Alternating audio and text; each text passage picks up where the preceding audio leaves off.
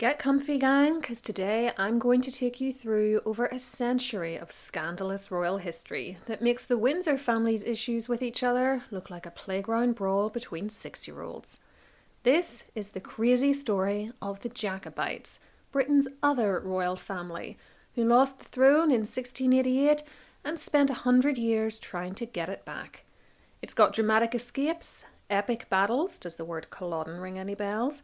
Marital meltdowns, one royal who got the nickname the Butcher and another known as Bonnie Prince Charlie.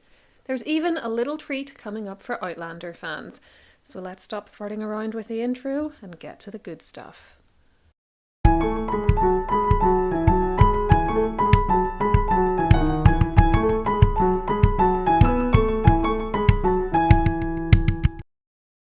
The year is 1688. And James II of England, who is also James VII of Scotland, has been on the throne for 3 years. James has been married twice. His first wife was Lady Anne Hyde, and by her he has 2 surviving daughters, Mary, Princess of Orange, who is married to her cousin William of Orange, and Anne, Princess of Denmark, who is married to Prince George of Denmark. For simplicity's sake, I'm going to refer to them for the time being as Princess Mary and Princess Anne. James is Catholic and has been displaying increasing tolerance towards his Catholic subjects during his reign, who represent only a tiny percentage of the population, by the way. But at the insistence of his deceased brother, Charles II, his daughters were raised Protestant. When Lady Anne Hyde died, James remarried to the Catholic Mary of Modena, but as of 1688, none of their children have survived. As it stands, Princess Mary is therefore the heiress presumptive to the throne, and should she die without children, it will go to Princess Anne and then her children. Then, in June 1688, Queen Mary gives birth to a healthy baby boy named after his father. The princesses are displaced in the line of succession, and suddenly the realm is faced with the prospect of a new Catholic dynasty. I already have a video which looks in detail at how James II lost the throne, linked on screen and below for you, so as we have a lot to get through today, I'm just going to give you the Cliff Notes version of what happened next here.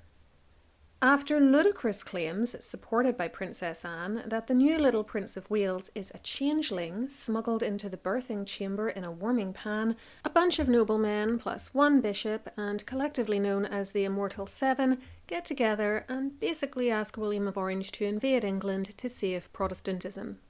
William obliges, arriving with an army in November 1688. James has an even bigger army, but he delays attacking and is beset by defections, including those of his daughter Anne and her husband.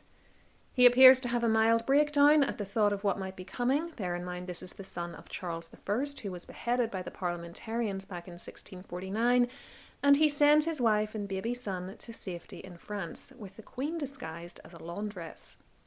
James tries to flee himself on the 11th of December, but is captured and sent back to London. William then basically lets him escape again, rather than kill his own uncle/father-in-law. By Christmas, James is also in France, where his cousin Louis XIV installs the family in the chateau of Saint-Germain-en-Laye. Princess Mary now also arrives in London from Holland, and in February 1689, she and William are proclaimed William III and Mary II. They are crowned the following month in the only case of a joint monarchy in the island's history, though true power was actually invested in William. And on a little side note, before anyone mentions the likes of Mary I and Philip of Spain, Philip was Mary's consort. He couldn't continue to rule after his wife's death. William and Mary were both regnants. Neither's position as monarch of England, Scotland, Wales and Ireland was dependent upon the other, as we'll see in a few minutes. This sequence of events is known as the Glorious Revolution, and it is at this moment that the Jacobite cause is born.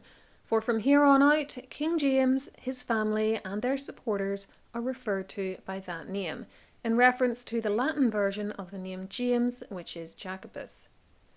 There are now 2 branches of the Stuart family, both claiming to be the rightful rulers, and things are only going to get messier.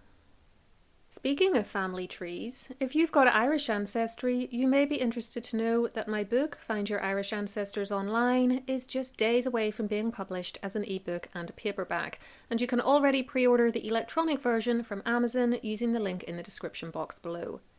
It's a directory of hundreds of websites which provides certificates, transcripts, photographs and other information that can help you build out your Irish family tree, learn your family stories so that your ancestors feel like three-dimensional people and feel better connected to your past. The websites are graded on a simple star system to tell you which ones are the best, and the book will also share with you which ones are free, and many of them are, plus provide tips on how best to use them. So whether you're a seasoned genealogist or you just want a new hobby, if you have Irish ancestry, I urge you to check this out. And hopefully your ancestors won't be as dysfunctional as the Stuarts, though sometimes the dysfunctional ones have the best stories. King James was at first determined to get his throne back, just as his older brother Charles had been restored to it in 1660. And in March 1689, with French backing, he went to Ireland, hoping to use it as a stepping stone back to England. He was warmly welcomed there and stayed at Dublin Castle, which back then still actually looked like a castle. It's really a mansion today with just one stone tower remaining above ground. There were sieges and fights in what is now Northern Ireland, and William sent over the Duke of Schomberg that July to combat James's activities. The results were mixed, but did leave Williamite forces in control of the northern province of Ulster by the spring of 1690. Then, in June, William himself arrived in the kingdom, landing here at Carrickfergus Castle on the shores of Belfast Lough for the final showdown with his rival. This showdown was at the Battle of the Boyne on the 1st of July that year. Note that that's in the old Julian calendar. It is now commemorated on the 12th of July due to the switch to the Gregorian calendar in 1752. See my video all about that switch, linked on screen and below, to understand it better. The old Duke of Schomberg was killed, but King William, who, unlike James it must be said, bravely engaged in the battle himself despite an asthma attack, won the day. King James was forced to flee back to Dublin and from there to France, later admitting that he should not have lost his nerve in this way, just as he had done in England in 1688, for much of his Irish army remained intact and could have continued the fight. It was not to be, however, and though some of his supporters did try to press on in his name, they ultimately failed, though it wasn't until 1691 and the Treaty of Limerick that the war was finally won in Ireland by William's forces. William himself left in 1690 as well. The attempts by James's supporters in Scotland during 1689 and 1690 to restore him had come to nothing also, and James would never regain his throne, nor set foot in any of his kingdoms again. Despite these early and severe setbacks, the Jacobite cause would rumble on for many more decades. Back in France, King James and Mary of Modena continued to live at Saint-Germain-en-Laye on the charity of Louis XIV, where they had another child, Princess Louise, in 1692, further discrediting the idea that the Prince of Wales was a changeling and that Mary couldn't have more healthy children. There were constant ideas about how to get the king his crown back, and a number of the English aristocracy hedged their bets by sending secret messages of support to James just in case he did pull off a restoration. But none of the plans were ever successful, and with a host of hangers-on who had basically ruined themselves through their support of him, the Jacobite cause became bleak and impoverished, with Mary of Modena even forced to sell her jewellery to raise funds. Meanwhile, in England, Mary II died of smallpox in December 1694, and William III, despite having a weaker blood claim on the throne than his sister-in-law, Princess Anne, was able to keep ruling as sole monarch, because, as I said earlier, he was king in his own right. He didn't need Mary to rule, just as she would have continued as queen had he died first. There were some non-violent efforts to resolve the problem of the two competing royal families. William offered to adopt the Prince of Wales, restoring him to the succession, but James would not allow his only legitimate son to be taken from him and raised a Protestant. The plan was therefore that after William's death, the throne would go to Anne, then to her only surviving child, the Duke of Gloucester. Don't ask me what would have happened if King William remarried and produced a legitimate child. It would have been a nightmare. However, Gloucester died in 1700, and it was evident that Anne would have no further offspring, and that a new plan was needed if a Jacobite restoration was to be prevented. In 1701, the Act of Settlement was therefore passed, which vested the succession in the Protestant descendants of King James I's daughter, Elizabeth of Bohemia. This made the heir after Anne a woman called Sophia, Dowager Electress of Hanover.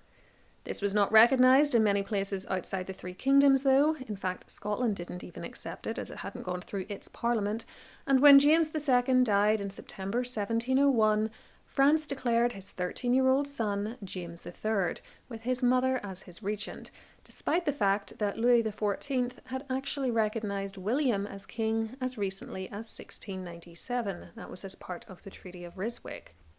It had no effect in his titular kingdoms, though, where his older half-sister, Princess Anne, smoothly acceded to the throne in 1702 after King William died following a fall from his horse. 5 years later, in 1707, Scotland was brought into a union with England and Wales, creating Britain as a political unit. This eliminated the Scottish Parliament altogether and ensured that the Hanoverians were now the legal heirs north of the border as well. During Anne's reign, there were further offers to take the young James III back as heir if only he would convert to Protestantism, but the answer was always a solid no. He was committed to reigning as a Catholic monarch, even if over a predominantly Protestant country. He did always say that he would display tolerance to his Protestant subjects, but that was never going to be enough. Furthermore, the political, social and economic terms of the Union had alienated many Scots, pushing them towards James's cause. The Jacobite threat to Anne's throne was far from over. In 1708, her now 19-year-old half-brother set sail from France to Scotland with a fleet of 30 ships and 5,000 men, and got all the way to the Firth of Forth before the ineptitude of the fleet's admiral, the Comte de Forbin, combined with the threat of pursuing Royal Navy ships, forced them to turn back. It had been a close-run thing, though. Edinburgh was very poorly defended, and James would have had considerable support in Scotland. It was not to be his last attempt to regain his father's throne, and his supporters soon took to calling him the King over the Water. For now, though, young King James remained based in France, fighting for his cousin King Louis. He even saw action at the Battle of Oudenarde in 1708 against the famed Duke of Marlborough. The English won the day, by the way. He was wounded at the Battle of Malplaquet, again fighting Marlborough, who again won, and was praised for his bravery. He hoped his half-sister Anne intended to leave the throne to him, which rather overlooked the terms of the Act of Settlement, but she did not express any intention of doing so. The Jacobite cause then suffered another setback in 1712 when his full sister, Princess Louise, still only a teenager, died of smallpox. The entire enterprise now hung by the thread of James's life.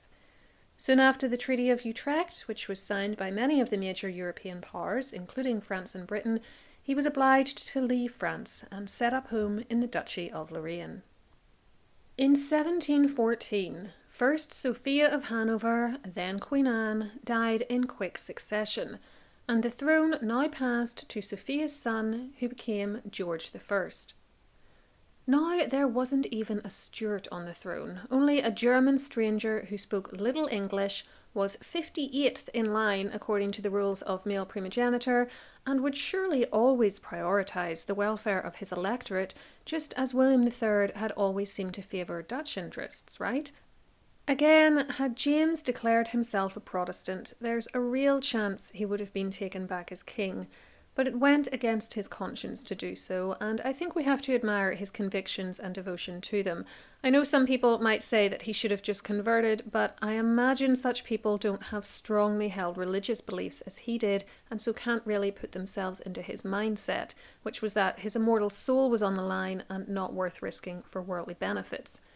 Still, he hoped that he would be able to leverage the situation to his advantage and rush to Paris, aiming for French help to take the throne. None was forthcoming. Despite grumblings in some quarters, the accession of George I went pretty smoothly, and while there were drawbacks to having him as king, there were advantages too. For here was an adult male with an adult married son in tow, plus a male grandchild back in Hanover. The Jacobites, by contrast, had only the unmarried, childless James and the ageing Mary of Modena. The Protestant succession now looked to be very secure, and James was referred to as the Pretender, with a price of £100,000 put on his head if he attempted to enter England. Historian Desmond Seward, whose book The King Over the Water is one of my sources for this video and is linked below for you, writes that a well-organised rising in the weeks after George's arrival would have sent him back to Germany, but the Jacobites lost their chance through a lack of forward planning. I think he's right. In fact, poor planning combined with a refusal to convert to Protestantism explains in a nutshell the reasons why the Jacobites would never retake the throne, as opportunity after opportunity was bungled or missed. One of the classic examples of this was what happened just a year later in 1715. James still had his supporters in Britain and Ireland, and there was unease at the accession of a foreign-born German elector, leading to anti-Hanoverian riots in some places, especially as George had booted the Tory party out of power in favour of the Whigs, pushing many of them into becoming fully fledged Jacobites. James's supporters hoped to leverage this disquiet to bring about his own accession, and another coup was planned.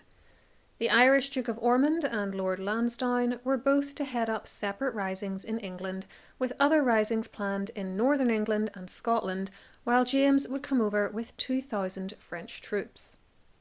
The whole enterprise began to unravel before it had started, though.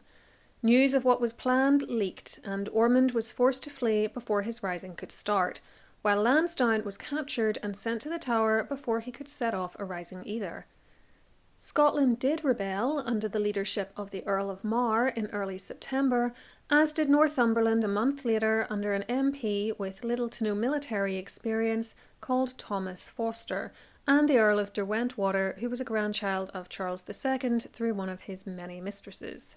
Mar was an incompetent leader, and despite having the superior numbers, when his forces fought against those of the Duke of Argyll at the Battle of Sheriffmuir on the 13th of November, and could have won had they continued to fight, he ordered them to withdraw and did not engage again, even when Argyll's forces were weakened. Also on the 13th of November occurred the Battle of Preston, this time between Forster and the forces of General Charles Wills. It ended with the incompetent Forster's unconditional surrender, despite the fact that he had the superior forces which had suffered far fewer casualties than the Whig troops they were fighting against. James himself landed in Scotland in December with no troops and went to Scone Palace, but by then his little army was down to 5,000 men, and it was too late to get his throne back. He lost further support when his men burnt a number of Scottish towns and villages, leaving those not killed by the flames to starve or freeze to death. With King George's troops in pursuit, even despite the atrocious weather, James's companions begged him to leave Scotland, believing that George's men would not pursue them further if he was no longer there to be caught, and so the would-be king returned to France in February 1716. Like his father before him, he would never set foot anywhere in the British Isles again. His army marched on without him, eventually scattering as its men tried to escape the country and avoid punishment for their support of him. Derwentwater and some of the others who had been captured over the course of the rebellion were executed on Tower Hill in London. Those without noble blood were beheaded if they were lucky, or hung, drawn and quartered if they were not. Others died in horrific prison conditions, or were sold into indentured servitude, for which read slavery, in the West Indies or America. A few escaped, though. Thomas Forster managed to slip out of his cell in Newgate Prison, no one's quite sure how, and get to France, as did a few others. Louis XIV died on the 1st of September, leaving the throne to the 5-year-old Louis XV, and the child's regent, the Duke of Orleans, was not interested in assisting the exiled King of Britain and Ireland. The 15, as it became known, was a bungled and unmitigated disaster for the Jacobite cause, and yet King George's heavy-handed dealings with the prisoners caused him to lose popularity, and James still hoped that he could get his throne back at another time. After a visit to his mother at Saint-Germain, he shifted his court to Avignon, for the Duke of Lorraine no longer wanted such a dangerous guest. Soon he had to leave, though, thanks to the interference of George I, and he went to the Papal States, where the Pope gave him a palace and a pension, though he didn't stay in that home long, instead returning to Rome. The long-suffering Mary of Modena died in May 1718, leaving her son without any close family in his life. He was also in pretty dire financial straits. Remember, he was trying to support a court as well, and struggled to find a royal bride who would accept him, even considering marrying a commoner at one point. Then, in September 1719, he pulled the proverbial rabbit out of the hat by wedding in Rome the 17-year-old, beautiful, wealthy and royal Princess Maria Clementina Sobieska, granddaughter of the King of Poland. George I was irate, as the last thing he wanted was the pretender married and fathering a new generation of Jacobites. The following year, his fears were further realised when James and Clementina, which is what she was known as, became parents to a son named Charles, and who was declared the Prince of Wales by his father, not to be confused with the Hanoverian Prince of Wales, who at that point in time was the future George II. History knows this new Stuart baby better as Bonnie Prince Charlie, or the Young Pretender, with James becoming the Old Pretender. In March 1725, he was joined by a little brother named Prince Henry Benedict, Duke of York. The next generation of Jacobites had arrived. The family were given a house in Rome by the Pope, plus a nice little country pad and an increased allowance to support themselves and their court. Over the next 25 years, there continued to be Jacobite plots to put James on the throne, but always they were thwarted, and none resulted in invasions or battles in the way that the 1715 rebellion had done. The Hanoverians became the accepted face of the monarchy in Britain, and when George I died in 1727, there was no issue with the succession of his son George II. Nevertheless, the idea of Jacobitism remained popular with many, and was an easy rallying cry when times were tough. When disorder broke out amongst Spitalfield's weavers in 1736 because of Irish competition, the rioters were soon calling out for a Stuart restoration. Quite how they thought this would be a quick fix for their problems is unclear. James, like most people in Ireland, was a Catholic after all, and this was perhaps just a case of the grass seeming greener on the other side, or an easy way of insulting and angering the actual king, rather than a widespread show of love for the relatively unknown quantity that was his rival. That's not to say that there wasn't still a lot of genuine discontent with the Hanoverians, though. The government was seen as incompetent and unrepresentative. George II kept the Whig Party in power, despite the fact that most people who could vote would have voted Tory, and it didn't help that he and his wife Caroline seemed so foreign. They spoke English with German accents, and the king wasn't a particularly inspiring figure. The new Hanoverian Prince of Wales, Frederick, was also perceived as a useless lump, whose own parents hated the sight of him so much that Queen Caroline didn't even want him at her deathbed in 1737. See my video on her horrific demise to learn more about that. Compared to them, the Jacobites, with an English-born king, even if he had left as a baby, and their two handsome young princes who spoke English as their first language, seemed rather romantic and dashing. Desmond Seward points to continuing Jacobite sympathies amongst university men and parsons, Catholics, including in Scotland and Ireland, some Tory MPs, and Freemasons. Like the Hanoverians, though, things were not terribly rosy in the Stuart royal family either. The marriage between King James and Queen Clementina had soured during the 1720s. Clementina had terrible mood swings and depression, and James made matters worse by appointing staff members whom she hated, including James Murray, Earl of Dunbar, as Prince Charles's governor, who promptly stopped the Queen from seeing her own son except in Dunbar's presence, and suggested sending the two little princes to be raised in Spain. King James refused this idea at least. Clementina suspected that her husband was cheating on her and wanted to bring up their children as Protestants, and the situation between the couple became so bad that she left him to enter a convent in November 1725. She stayed there for a year and a half, with occasional visits from her sons, until a reconciliation with her husband was patched up and she eventually returned to him in January 1728. The marriage was fatally damaged, though, and soon they were leading essentially separate lives, though they would still be seen together publicly for appearances' sake. In January 1735, she died of TB or scurvy. I've seen different causes of death in different sources, hastened along by how weakened she was from years of religious fasting. She was buried in St. Peter's Basilica, and James would never remarry. There would be no more legitimately born Jacobite children. In 1733, James was asked to consider becoming the King of Poland. His wife was Polish, remember, and his children half Polish. But he still had his heart set on Britain and Ireland and refused. As the decade went on, his good-looking elder son increasingly became the focus of Jacobite hopes and Hanoverian concerns, with George II grumbling every time the boy was recognised and shown courtesy by any other European court. He was right to be concerned. By the early 1740s, another plot was brewing to restore James, this time using his son as a figurehead. It's time to discuss the 1745 rebellion and the Battle of Culloden. The plan hinged on French assistance, as pretty much all Jacobite invasion plans did to some degree. Louis XV, now all grown up, wanted to distract the British from warring with France. The French had just lost to George II and his forces at the Battle of Dettingen in 1743, and putting his cousin on the throne would do just that. 10,000 French troops were to invade England in February 1744, with Prince Charles travelling over after them to rule as regent for his father until James could arrive. Charles even came to Gravelines near Dunkirk in preparation for this event.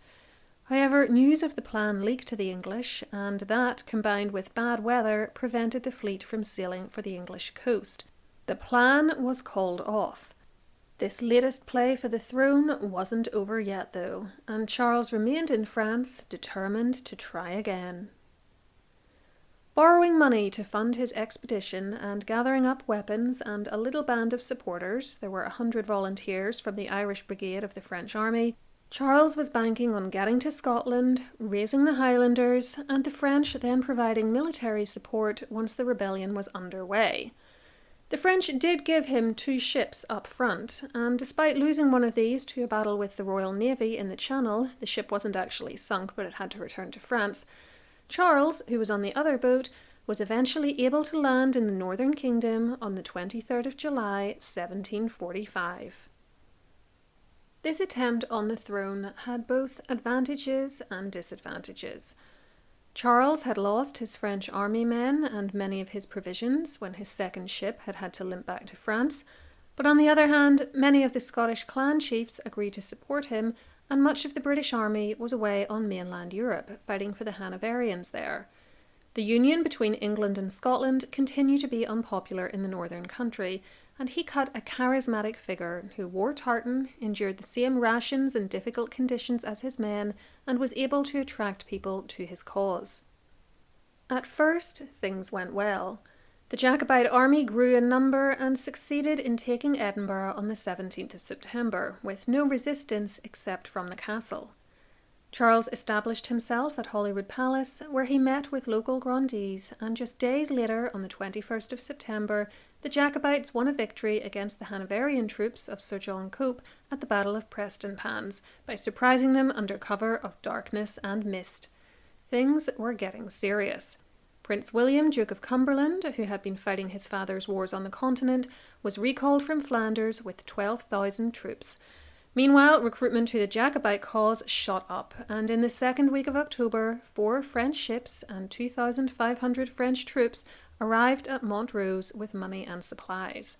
Then, on the 13th of that month, Louis XV recognised James as the King of Scotland.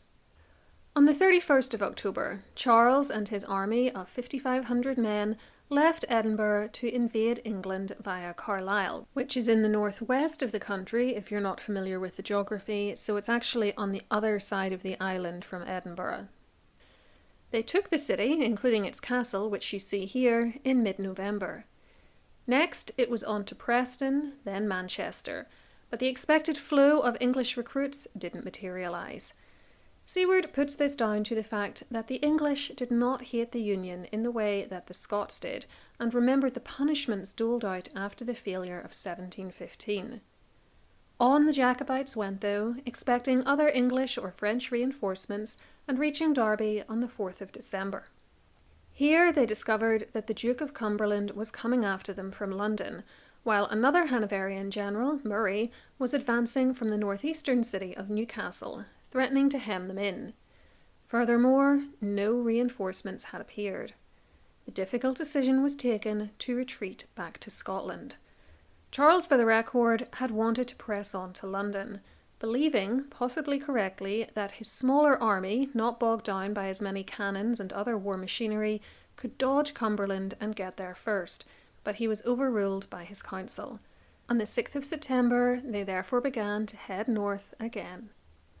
Before I explain what happened next, just a quick reminder, if you're enjoying this video, to please give it a thumbs up, the algorithm likes that sort of thing, and subscribe to my channel with the notification bell switched on so that you never miss one of my videos.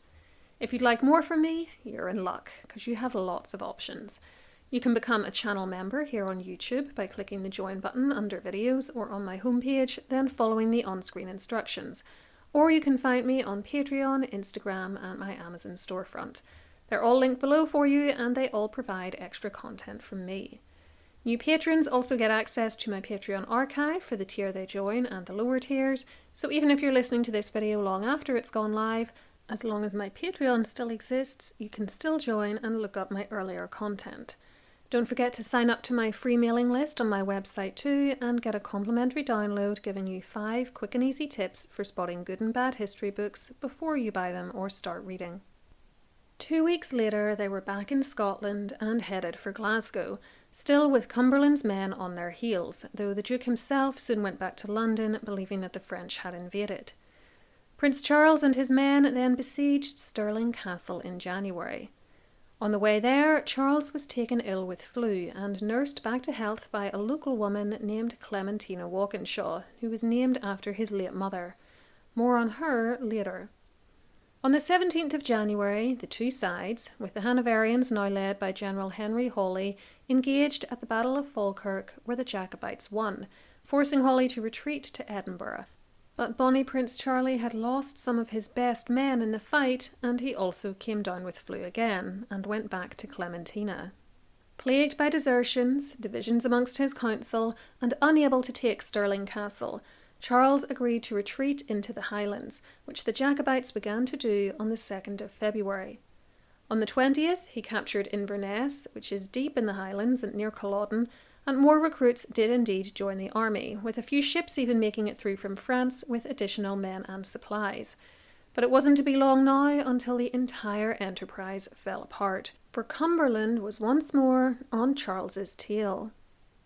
Having recovered from a near-fatal dose of what was probably scarlet fever in the middle of March, I imagine his system was already weakened from the 2 doses of flu he'd had in the previous 3 months, Charles and his men got ready for what would be their final battle. They couldn't retreat further, as losing Inverness would have left them with no additional supplies. There was no more money to keep paying his troops, and as Seward says, Charles had utter faith in his Highland soldiers, having not realised they had been chronically underfed by his useless quartermaster. They were also outnumbered. Cumberland had about 9,000 men, Charles about 5,500.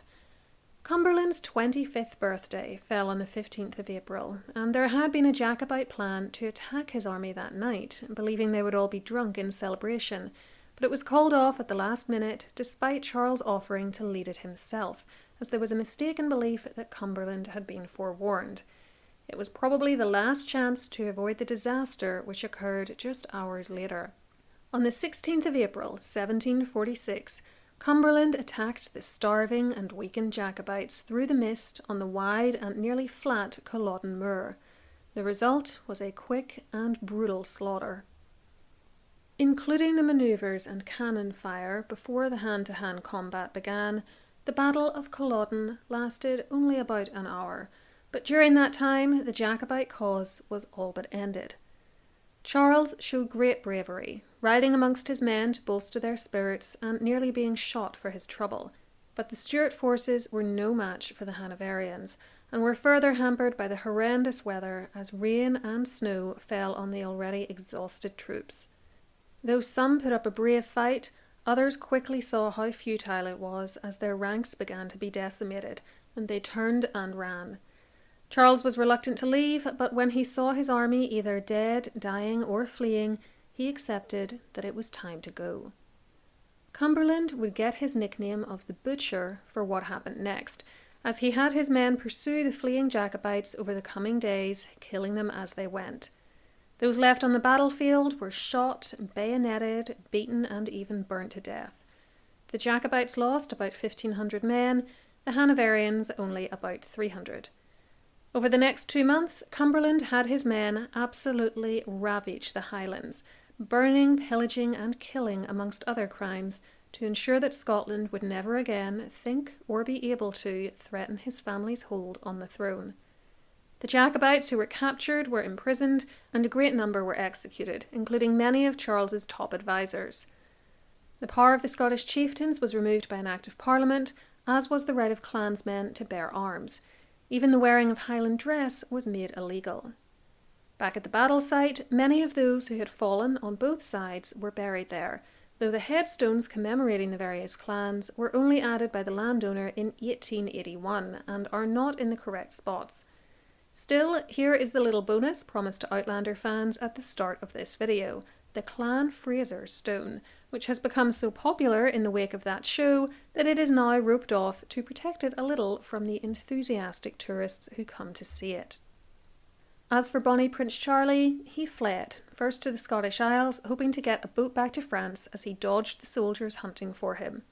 Sleeping outdoors or in huts and dressed in increasingly ragged clothes, at points he was even barefoot, he endured a miserable experience over the next 4.5 months, which included almost starving to death, nearly drowning, and coming close to capture on several occasions.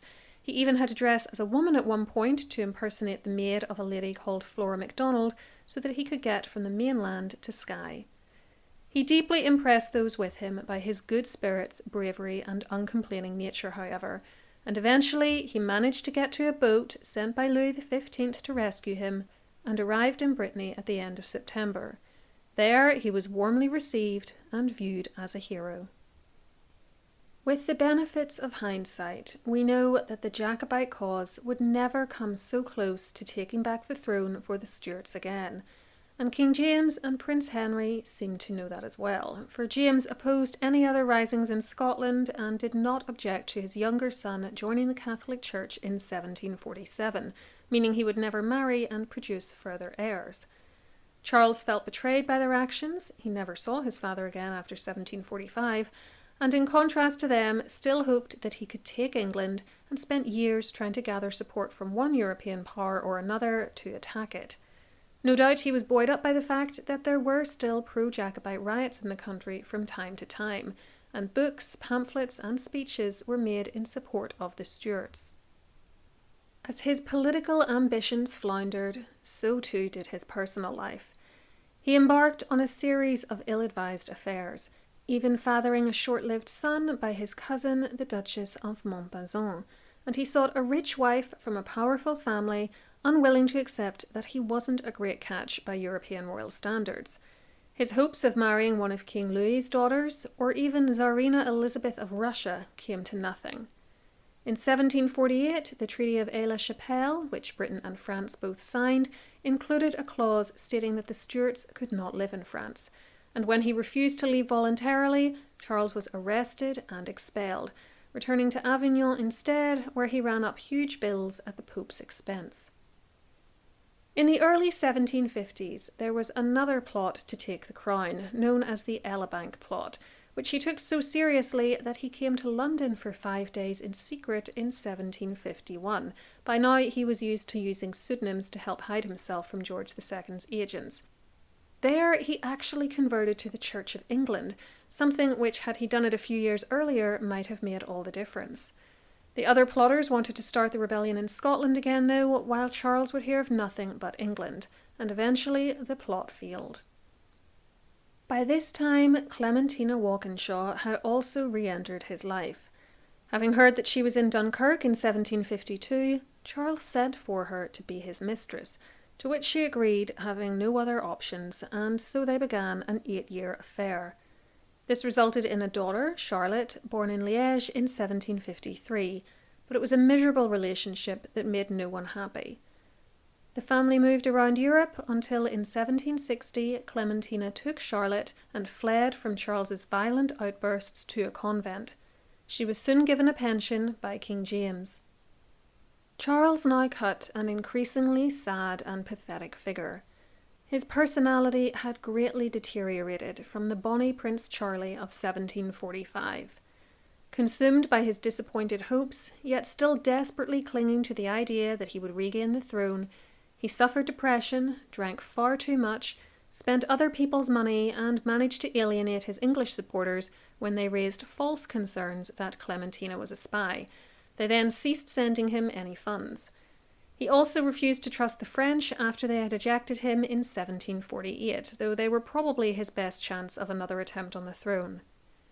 In England, George II died in 1760 and was replaced by his young, English-born and more popular grandson, George III, who soon began producing heirs with his wife, Charlotte of Mecklenburg-Strelitz, at a prodigious rate, and who wooed previously pro-Jacobite Tories to his side by giving them posts in his household. Although his popularity would ebb and flow with the political situation, the overall strength and entrenched nature of the Hanoverian regime, by now few could remember life without it, made it even harder to drum up further support for the languishing Stuart cause. The unmarried, prematurely aged, alcoholic, and unpleasant Charles, who had no legitimate children, cut such an uninspiring figure that when James III died on the 1st of January 1766, the Pope refused to recognise him as Charles III, though he did continue to pay him a pension. Most of his servants left their nasty, drunken and violent master in December 1768, and though die-hard Jacobites continued to toast and laud him in Britain, had he actually been able to take the throne, I think they would have been sorely disappointed with what they got. He finally married in 1772 to the 19-year-old Princess Louisa of Stolberg-Gudern, and the two lived in Florence under the aliases the Count and Countess of Albany, but the marriage was a failure. There were no children, Louisa took lovers, Charles was abusive towards her, and eventually she left him in 1780 after he violently attacked her, with a formal separation following in 1784. She would ultimately die in 1824. With no other heirs and no chance of getting any, Charles declared Charlotte legitimate in 1784 and made her the Duchess of Albany, though really it's farcical to say that a woman born out of wedlock and whose parents had never married was now magically legitimate, and Charles's ability to dole out titles is highly questionable too. Charlotte was also far from being ideal princess or queenly material. She hadn't been raised as a royal. She'd been the mistress of the Archbishop of Cambrai, and she had 3 illegitimate children of her own by him whom she hid from Charles. Still, she was a good daughter in that she stayed with her father and nursed him to the end. In January 1788, Charles suffered a stroke and died in Rome on the 31st of that month. He'd returned to Catholicism, and his brother was there to give him the last rites and conduct the funeral service. Bonnie Prince Charlie, the young pretender, and the would-be Charles III was ultimately laid to rest in St. Peter's Basilica with his parents. The fact that Charlotte's legitimacy was a sham is betrayed by the fact that the crown was considered to have passed to Prince Henry, not her, for it was he who was the last legitimate heir to James II's throne. In any case, she died in November 1789. Henry lived until 1807, but although he styled himself as Henry IX, he was never formally recognised as such, and he made no practical moves to obtain his supposed throne, though he was offended that the Pope recognised George III as king in his place. Although his claims technically passed to the descendants of James II's sister, Henrietta, Duchess of Orleans, in reality, when he expired, the cause for which so many had fought and died, and which had destabilised British politics for over a century, was finally over. Also finished is this very long video, which is nevertheless only a brief history of the Jacobites and their ultimately doomed cause. I hope you enjoyed it. Let me know below which of the Jacobite royals is your favourite, and if you'd like to learn more about the Stuarts or Hanoverians, I have playlists on both which I recommend you check out. I'll be back next week, and until then, keep learning.